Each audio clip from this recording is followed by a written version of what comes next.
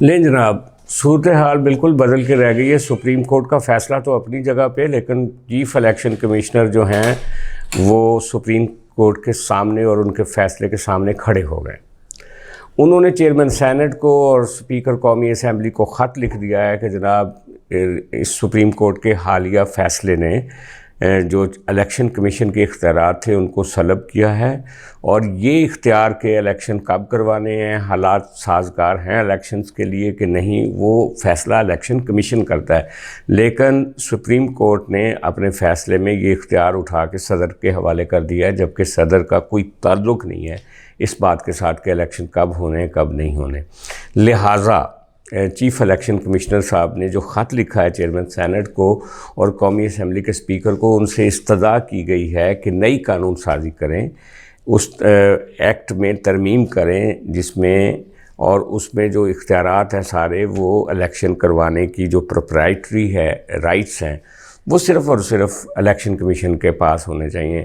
اور بات درست بھی ہے، ساری دنیا میں الیکشن کمیشن فیصلہ کرتا ہے کہ الیکشن کب ہونے کب نہیں ہونے۔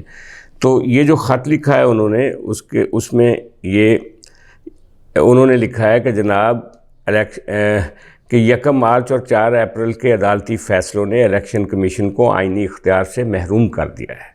انہوں نے لکھا ہے کہ آئین کے تحت الیکشن کمیشن واحد فیصلہ کرنے والا ادارہ ہے جو حالات الیکشن کے لیے سازگار ہیں یا نہیں اس پر فیصلہ کرے گا، اور صدر کا الیکشن کی تاریخ دینا جو ہے وہ آئین کے منافی ہے۔ یہ انہوں نے لکھا کہ آئین کے منافی ہے جو صدر صاحب نے تاریخ دی ہے، لہٰذا جو صدر صاحب کی تاریخ کو ویلیڈیٹ کر رہا ہے سپریم کورٹ وہ بھی آئین کے منافی ہے۔ راجہ صاحب کا یہ کہنا ہے۔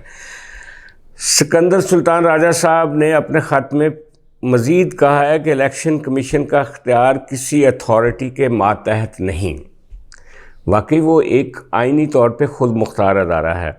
1 مارچ اور 4 اپریل کے فیصلے نے الیکشن کمیشن کو آئینی اختیار سے محروم کر دیا ہے۔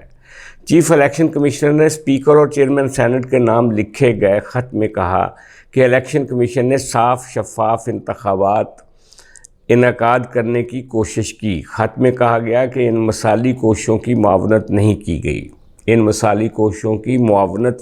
گئی۔ الیکشن کمیشن کی ریٹ کو منظم طریقے سے چیلنج کیا گیا۔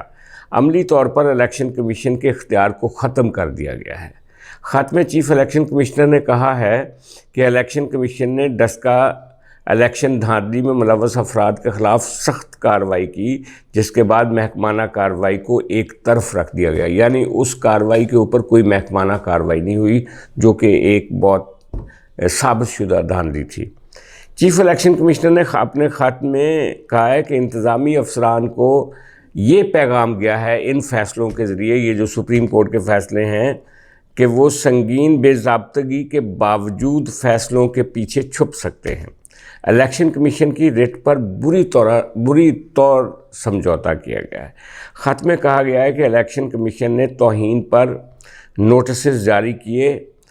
خط میں کہا گیا کہ الیکشن کمیشن نے توہین پر نوٹسز جاری کیے تو چیف الیکشن کمشنر اور ممبران کو جان سے مارنے کی دھمکی دی گئی، ہمیں اور ہمارے اہل خانہ کو ہراساں کیا گیا۔ چیف الیکشن کمیشنر نے خط میں کہا کہ الیکشن کمیشن کو کہا گیا کہ ان کیسز میں فیصلہ نہ کیا جائے جو ہمارے خلاف توہین ہوئی ہے۔ توہین کے مرتکب افراد نے الیکشن کمیشن کی کمزور ہوتی ہوئی ریٹ کو بھانپ لیا اور کارروائی میں پیش نہ ہوئے۔ توہین کے مرتکب افراد کے قابل ضمانت وارنٹ کو معطل کیا گیا۔ خط میں موقف اپنایا گیا ہے کہ عدالتی دباؤ کے بہت سے واقعات ہیں، یعنی وہ کہہ رہے ہیں کہ سپریم کورٹ پر عدالتی دباؤ بے شمار دفعہ ہوا ہے جہاں الیکشن کمیشن کی ریٹ کو مجروح کیا گیا۔